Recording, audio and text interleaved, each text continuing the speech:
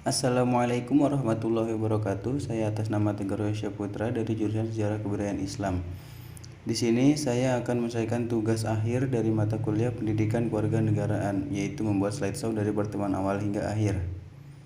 Bab 1 ada hakikat pendidikan kewarganegaraan dalam mengembangkan kemampuan utuh sarjana atau profesional.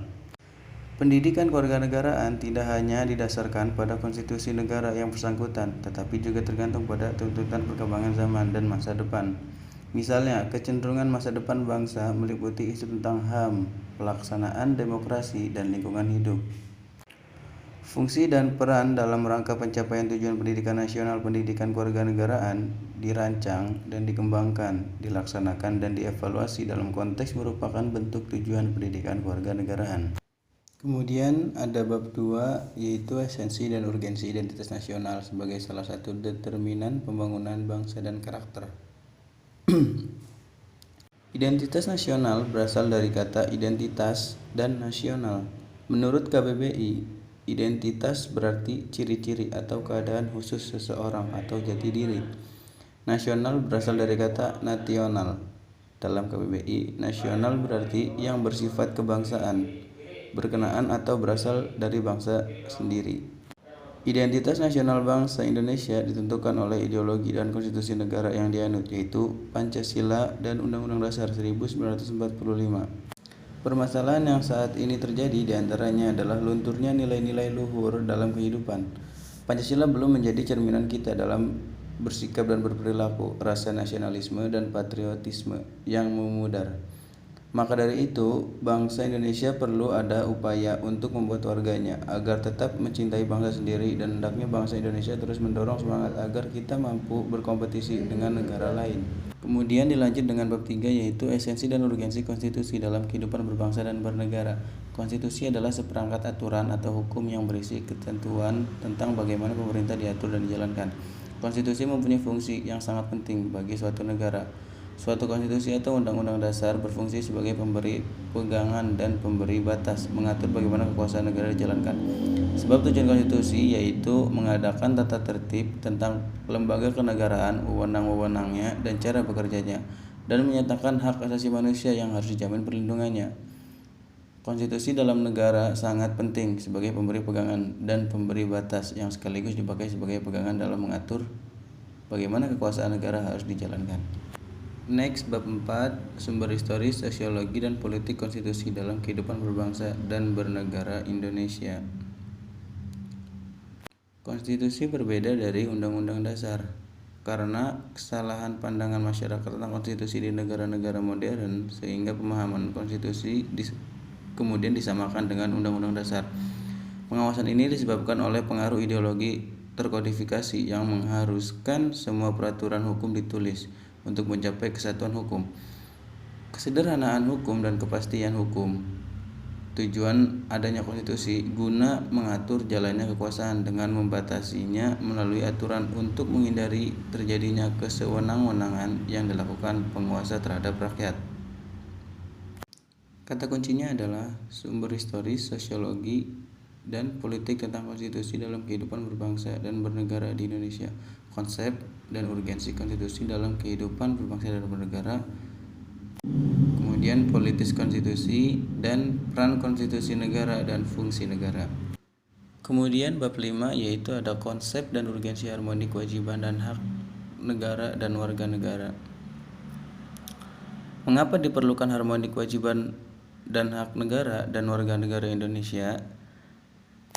Hak dan kewajiban warga negara merupakan wujud dari hubungan warga negara dengan negara. Hak dan kewajiban bersifat timbal balik, bahwa warga negara memiliki hak dan kewajiban terhadap negara. Sebaliknya pula, negara memiliki hak dan kewajiban terhadap warga negara. Hak dan kewajiban warga negara dan negara Indonesia diatur dalam Undang-Undang Dasar Negara Republik Indonesia 1945. Mulai pasal 27 sampai dengan 34. Termasuk di dalamnya ada hak asasi manusia dan kewajiban dasar manusia.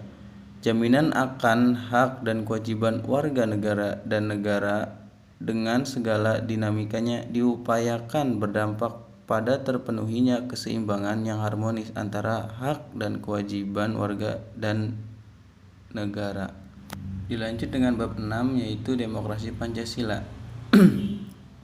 Definisi dari demokrasi Pancasila menurut Darmiharjo mengatakan bahwa demokrasi Pancasila adalah paham demokrasi yang bersumber pada kepribadian dan falsafah hidup bangsa Indonesia yang perwujudannya adalah seperti dalam ketentuan-ketentuan pembukaan Undang-Undang Dasar 1945. Demokrasi yang dianut oleh bangsa Indonesia adalah demokrasi Pancasila yang memiliki asas-asas pokok sebagai berikut. Yang pertama, asas kerakyatan memiliki sebuah makna bahwasanya proses demokrasi itu dilakukan oleh rakyat dan untuk rakyat. Dan setelah itu ada bab 7, implementasi demokrasi dari beberapa negara di dunia. Demokrasi adalah suatu metode politik, sebuah mekanisme untuk memilih pemimpin politik.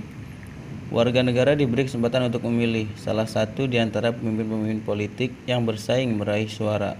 Menurut David Lechman pada tahun 1989, demokrasi adalah suatu metode penataan kelembagaan untuk sampai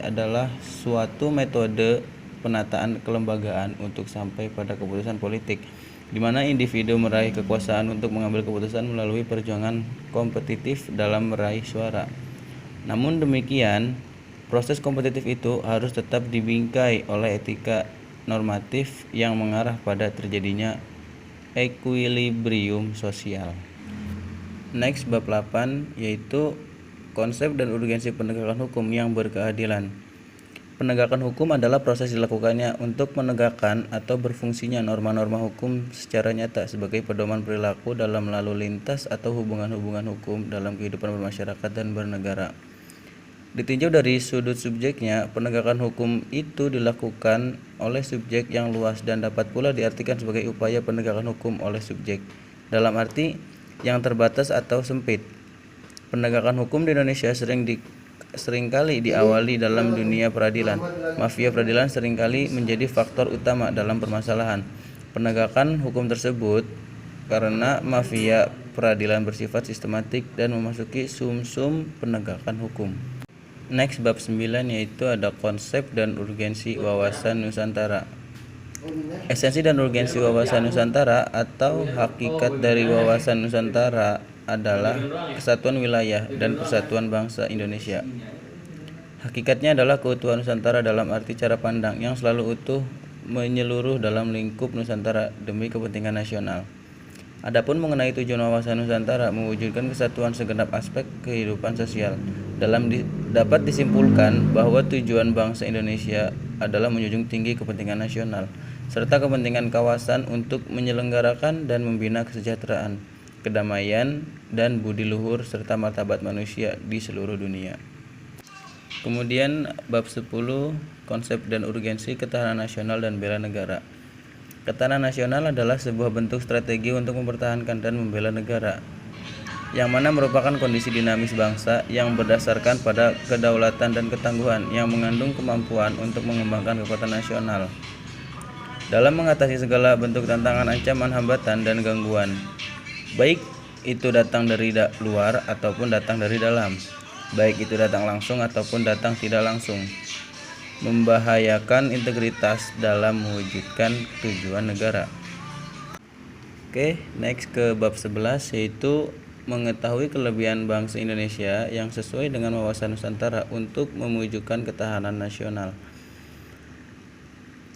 Pembinaan ketahanan nasional mempunyai sasaran, yaitu membina segi kedaulatan dan ketangguhan, dan membina tantangan, ancaman, hambatan, dan gangguan dalam arti tidak membiarkan begitu saja, sehingga tidak dapat berkembang menjadi kekuatan yang sulit diatasi.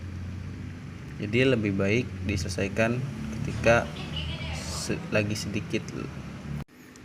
Kemudian bab akhir yaitu anti korupsi. Kata kuncinya adalah nilai dan prinsip anti korupsi, membudayakan gerakan anti korupsi mahasiswa. Nilai-nilai anti korupsi tersebut antara lain meliputi kejujuran, kepedulian, kemandirian, kedisiplinan, tanggung jawab, kerja keras, sederhana, keberanian, dan keadilan. Dalam konteks anti korupsi, mahasiswa juga memiliki peran penting. Dengan kemampuan berpikir kritis dan lebih reaktif hingga sangat diharapkan untuk masyarakat. Dengan menanamkan nilai-nilai anti korupsi, mahasiswa diharapkan sebagai penggerak terdepan mewakili suara rakyat dan mengkritisi kebijakan-kebijakan yang koruptif. Hanya itu yang bisa saya sampaikan, kurang lebihnya mohon maaf. Wabillahi taufiq wal hidayah. Wassalamualaikum warahmatullahi wabarakatuh.